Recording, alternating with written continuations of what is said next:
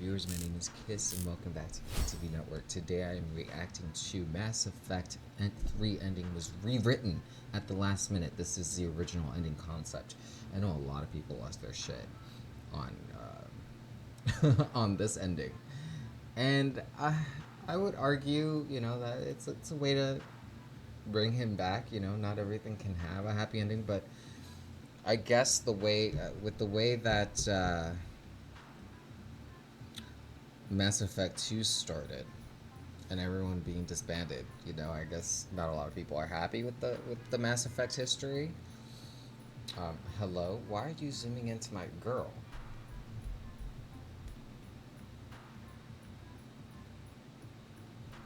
Zooming into my face just because I like.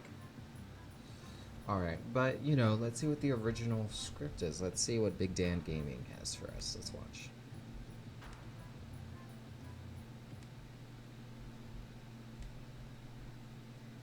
This video, we're going to discuss Mass Effect 3's controversial ending and how it was rewritten and rushed out the door during the final months of development. New details shared last week by ex-BioWare developers show that the original concept for the ending was much different from what we got in the final product. It's always that way, and the original concept is always better. Like, why? I'll be showing you in detail how the ending was supposed to play out. Keep watching to see it all. What's up, everyone? Big Dan here.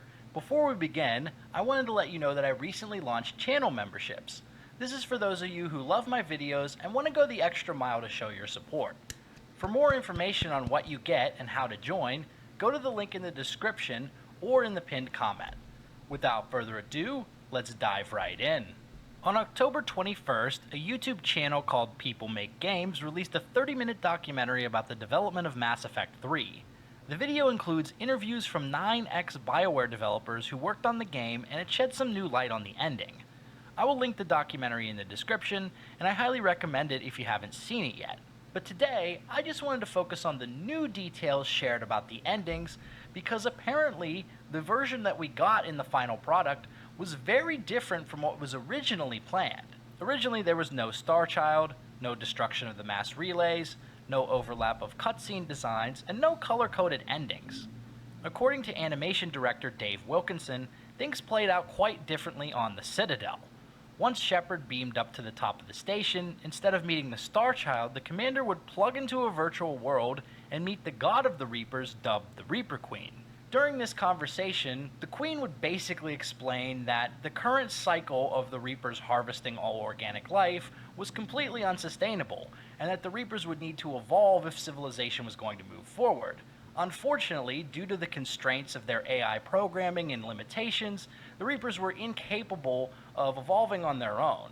When the Queen explained its point of view to the rest of the Reapers, they basically locked her away in a virtual machine in the Citadel, happily harvesting away and continuing the cycles.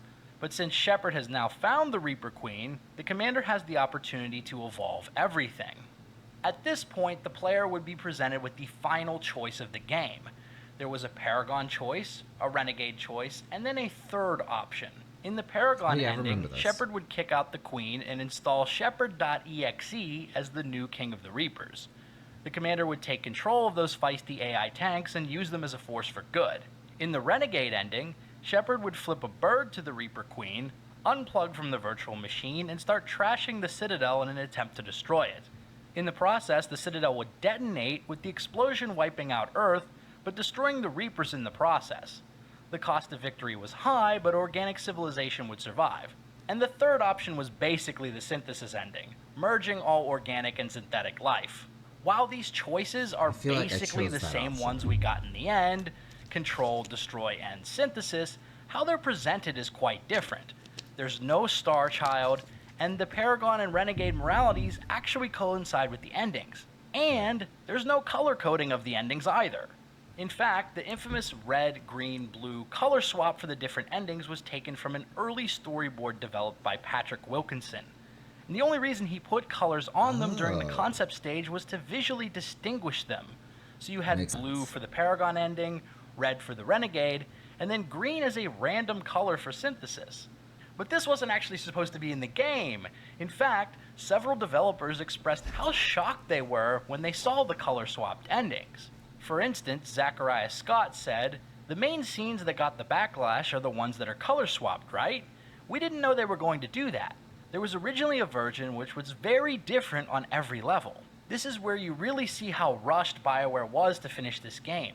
The ending was still in storyboard mode basically until the final months of development, and so, strapped for time, BioWare decided to cut corners and just reuse some of the assets of the cutscenes and basically just apply a different color filter to them. And the rest is history. I still wonder if people would have been satisfied with this version of the ending if BioWare was able to fully express it the way they intended.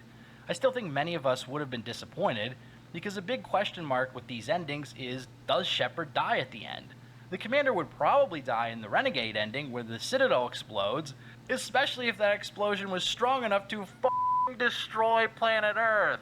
He would probably die in the Paragon ending as well when he installed himself as King Daddy Reaper. Maybe he would survive the Synthesis ending, but if it was like the original game, then probably not.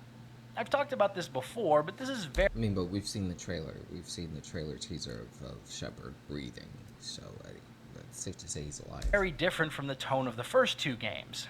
In Mass Effect 1 and 2, you win against seemingly insurmountable odds and live to tell about it. Mass Effect 2 even has... Unless that's a bait and switch and then he dies.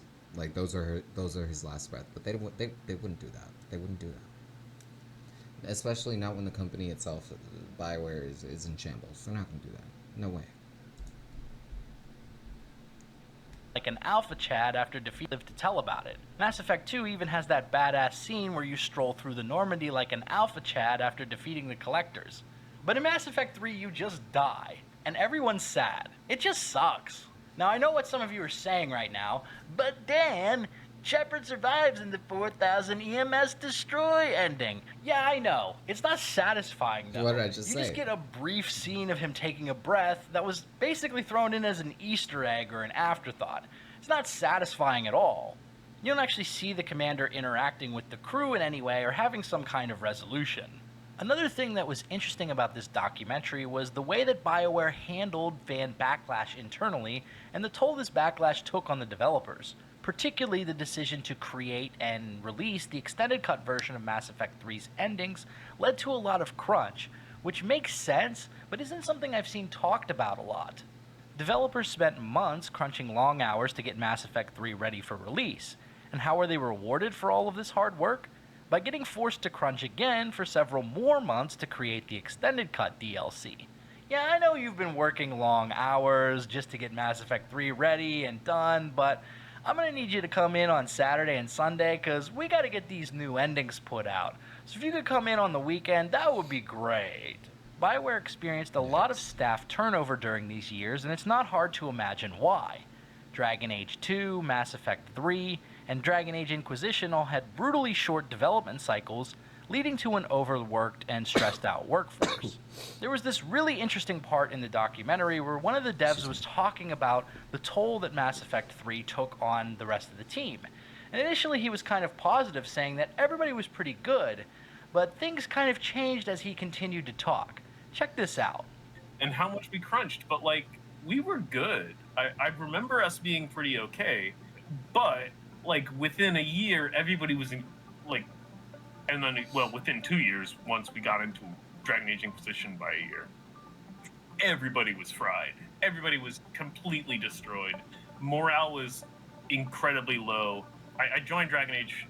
It kind of reflected on the game, Dragon Age Inquisition, because there were hardly any...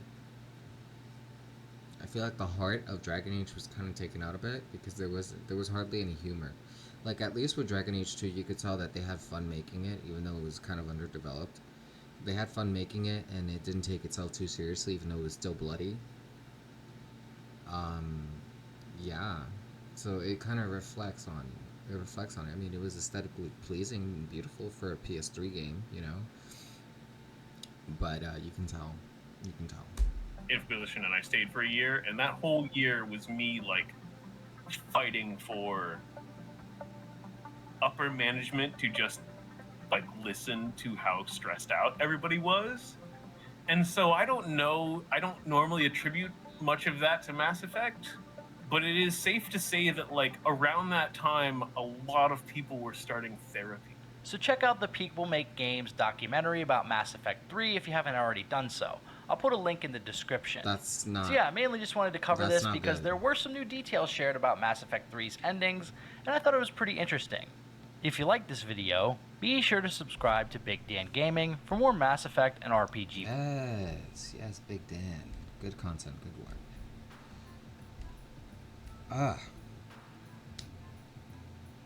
Let me know what you think about this video down in the comments below. Let me know what other gaming videos or media you want me to react to. Like and subscribe if you vibe, become a boot today, and we'll see you guys on live streams pretty soon. Thanks for stopping by. Take care.